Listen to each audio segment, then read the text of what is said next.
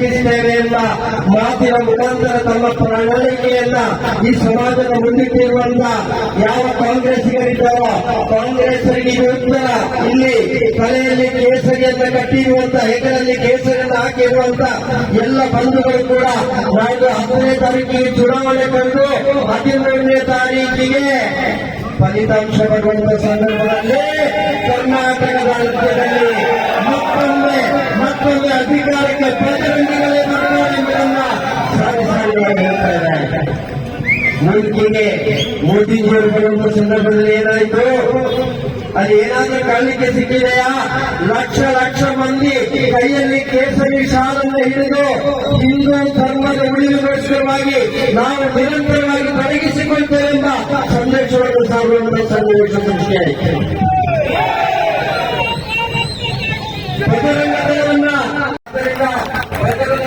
ನಿಷೇಧ ಮಾಡುವುದು, ಕಾನೂನು ರಾಜ್ಯಪಡಿಸಲು ಯಾವ ಸಂಘಟನೆಗಳು ತೀರ್ಮಾನ ಮಾಡಿರುವಂತ ವಿಚಾರವಿದೆಯೋ ಆ ವಿಚಾರದ ವಿರುದ್ಧ ಹತ್ತಿರ செய்ಯುವಂತ ಪ್ರಯತ್ನವನ್ನು ಮಾಡಿದರೆ 10ನೇ ತಾರೀಕಿನ ಚುನಾವಣೆಯಲ್ಲಿ ಮತದಾರ ಬಂಧುಗಳು ಉತ್ತರ ಕೊಡ್ತಾರೆ. ಸಾರ್ವಜನಿಕ ಜೀವನದಲ್ಲಿ ಪರಿಪೂರ್ಣ ಅನುಭವ ಇರುವಂತ ಸಂಘಟನೆ ಕೊಟ್ಟಂತ ಎಲ್ಲ ಜವಾಬ್ದಾರಿಗಳನ್ನ ಅತ್ಯಂತ ಸಮರ್ಪಕವಾಗಿ ನಿರ್ವಹಿಸಿರುವಂತ ತನ್ನದಿಗೆ ನಿರ್ವಾಹಕರು ಇನ್ನು ಮುಂದಕ್ಕೂ ಕೂಡ ಸಂಘಟನೆಯ ಕಾರ್ಯ ಮುಂದುವರಿಯಬೇಕೆಂಬ ಆ ಸದ್ಭಾವನೆಯೊಂದಿಗೆ ಈ ಸಮಾಜಕ್ಕೋಸ್ಕರವಾಗಿ, ಈ ಸಂಘಟನೆಗೋಸ್ಕರವಾಗಿ ಕಾರ್ಯಕರ್ತರನ್ನು ಸಮರ್ಪಿಸಿರುವಂತ ಕುಟುಂಬದಿಂದ ಬಂದಿರುವಂತ ಆಶಾ ತಿಮ್ಮಪ್ಪನವರಿಗೆ ಆನಂದಿಸುತ್ತಾರೆ. ಆದ್ದರಿಂದ 10ನೇ ತಾರೀಕಿನ ಚುನಾವಣೆ ಕಂಡು 13ನೇ ತಾರೀಕಿಗೆ ಫಲಿತಾಂಶ ಬರುವಂತಹ ಸಂದರ್ಭದಲ್ಲಿ ನಾವು ಕೇಸರಿ ಶಾಲೆ ಹಾಕಿ ಜೊತೆಯಲ್ಲಿ ಇರ್ತೇವೆ.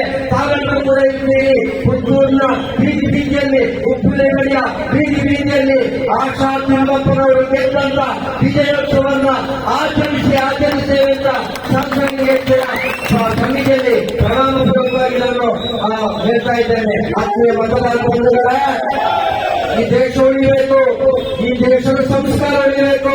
ಕರ್ನಾಟಕ ರಾಜ್ಯದಲ್ಲೆಲ್ಲ ಕೇರಳದ ನೈಜ ಚಿತ್ರಣವಾಗಿರುವಂತ ಕೇರಳ ಸ್ಟೋರಿ ಫಿಲ್ಮ್ ಪ್ರದರ್ಶನ ಆಗುವಂತ ಸಂದರ್ಭದಲ್ಲಿ ಕೇರಳ ರಾಜ್ಯದಲ್ಲಿ ಕೇವಲ 20 ಥಿಯೇಟರ್ನಲ್ಲಿ ಮಾತ್ರ ಅವಕಾಶವನ್ನು ಕೊಡ್ತಾ ಇದ್ದಾರೆ.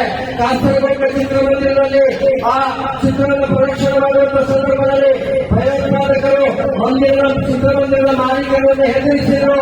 ಆ ಸಂದರ್ಭದಲ್ಲಿ ಸಂಘಟನೆ ಉತ್ತರ ಕೊಟ್ಟು ಇವತ್ತು ಅಲ್ಲಿ ಚಿತ್ರ ಪ್ರದರ್ಶನ ಮುಂದುವರಿತಾ ಇದೆ. ನಾವು ಕೇಸರಿ ಶಾಲೆ ಹಾಕುವುದಿದ್ರೆ ಧರ್ಮವನ್ನು ರಕ್ಷಿಸ್ತೇವೆ. ಧರ್ಮ ರಕ್ಷಣೆಗೋಸ್ಕರವಾಗಿ, ಹಿಂದೂ ಸಮಾಜದ ಎಲ್ಲ ಉಳಿವಿಗೋಸ್ಕರವಾಗಿ ಮತ್ತೆ ಇಡೀ ದೇಶವನ್ನು ಮಾತ್ರ ಅಲ್ಲ, ಇಡೀ ಪ್ರಪಂಚವನ್ನು ಪ್ರೀತಿಸುವಂತ ಕಾರ್ಯಕರ್ತರಿದ್ರೆ ಅದು ರಾಷ್ಟ್ರೀಯ ಸ್ವಯಂ ಸೇವಕ ಸಂಘದಲ್ಲಿ ಮಾತ್ರ, ಭಾರತೀಯ ಜನತಾ ಪಕ್ಷದಲ್ಲಿ ಮಾತ್ರ.